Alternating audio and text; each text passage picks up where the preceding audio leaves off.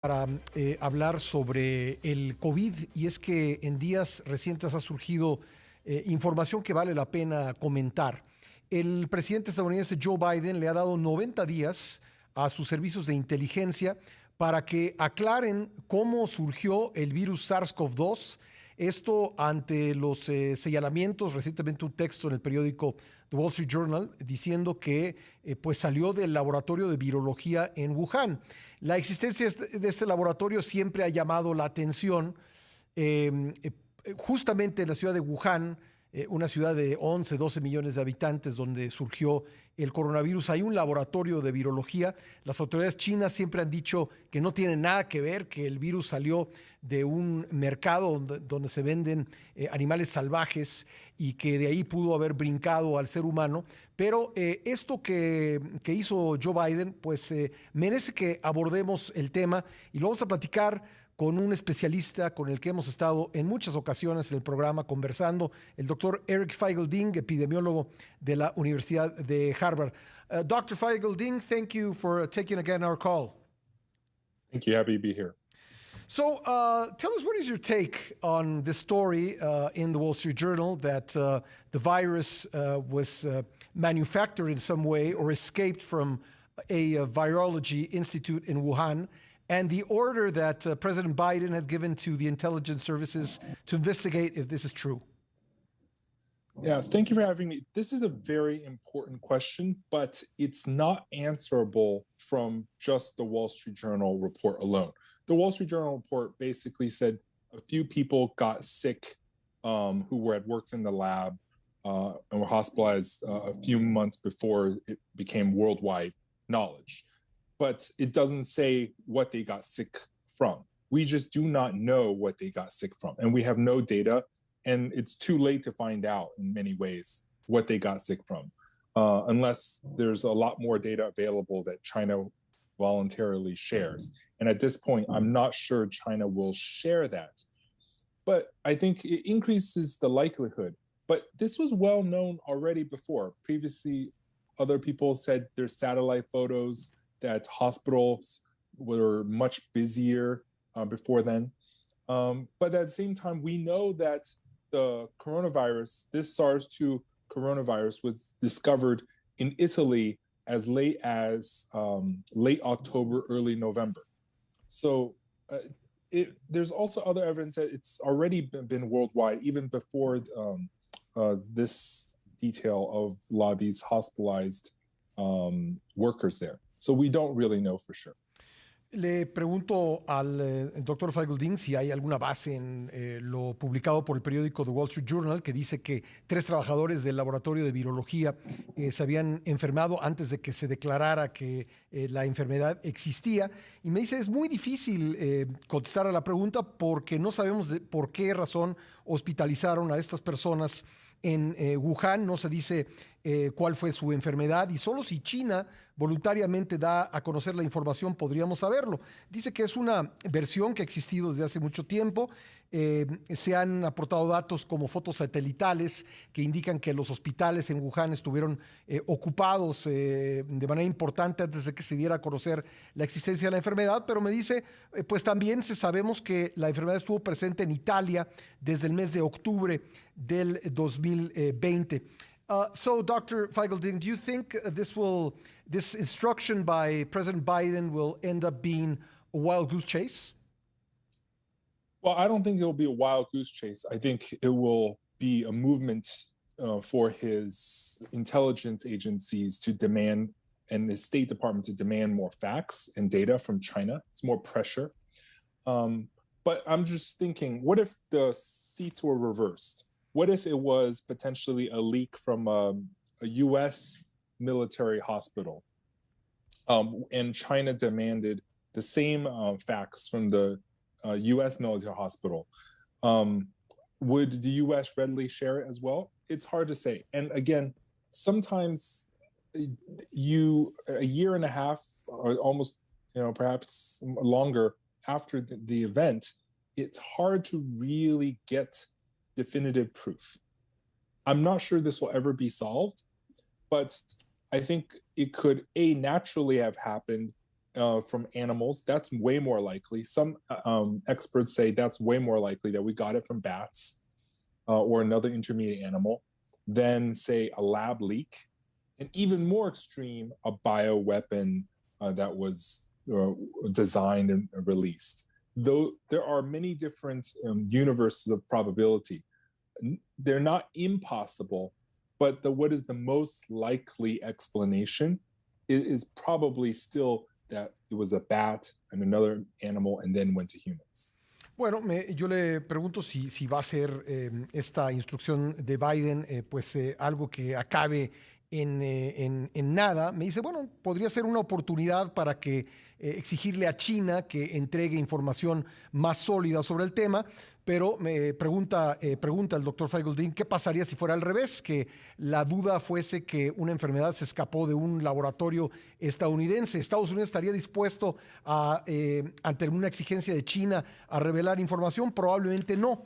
Me dice, año y medio después del surgimiento de la enfermedad, es muy difícil tener pruebas sólidas sobre cómo surgió. Pudo ser por animales, dice que hay una posibilidad real de que fue un virus que brincó de animales a hombres. Y esta explicación es mucho más razonable, cree él, mucho más posible que el hecho de que se haya escapado de un instituto de virología. Do you ever think, Dr. Feigl-Ding, that we will find out the truth about how this pandemic started? I'm not sure at this stage if we will truly get the definitive truth. It would require some sort of really profound data and evidence. With great claims require great evidence. So to prove whether it's bioweapon or lab leak, you need really strong data.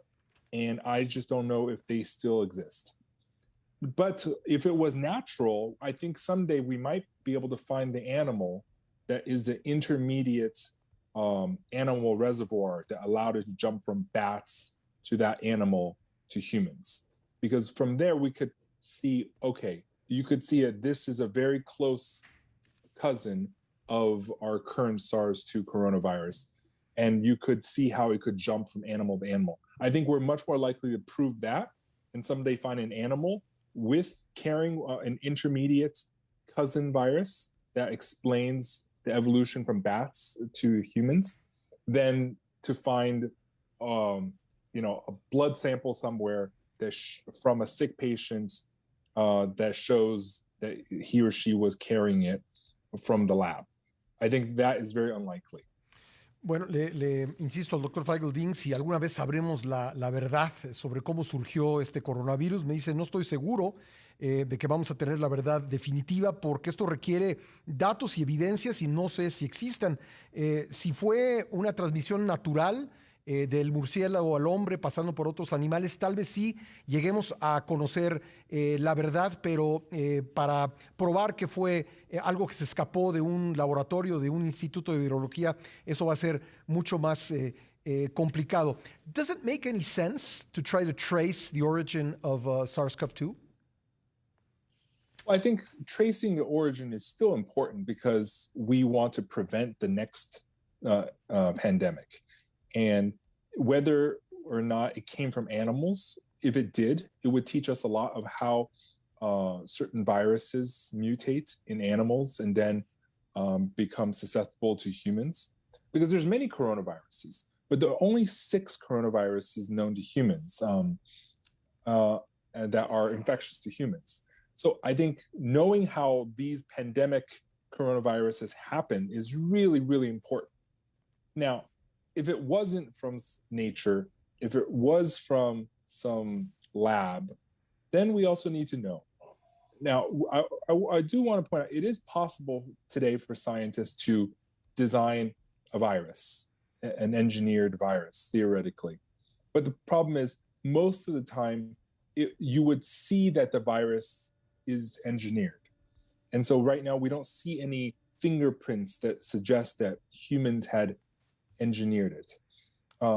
But we really need to know how it arose because we want to prevent, is it certain animals? Is it too much farming? Is it what drove the evolution from animals to humans for this virus. We need to know.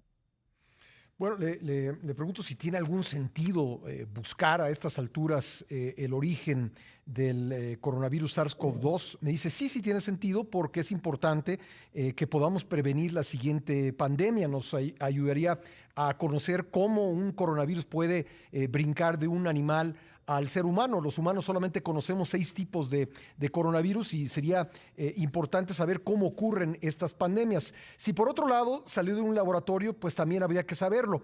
Y me dice él algo muy interesante, sí es posible fabricar un patógeno de este tipo, pero cuando se hace en laboratorio generalmente quedan huellas y en el caso del coronavirus SARS-CoV-2 no estamos todavía en posibilidad de decir que existen esas huellas. Finally, Dr. Feigl-Ding, do you think that we will face as humanity a new pandemic before explaining fully this current one? I think a new pandemic could arise, any year. Sometimes we're just basically throwing a dice and hoping that it didn't become a full-scale pandemic. And many viruses previously could have been a full-scale pandemic. The previous coronaviruses, we got lucky. We have a flu pandemic regularly. Ebola regularly reemerges. It just oftentimes we haven't seen one of this scale. Pandemics happen every few years, but of this global scale, we have not.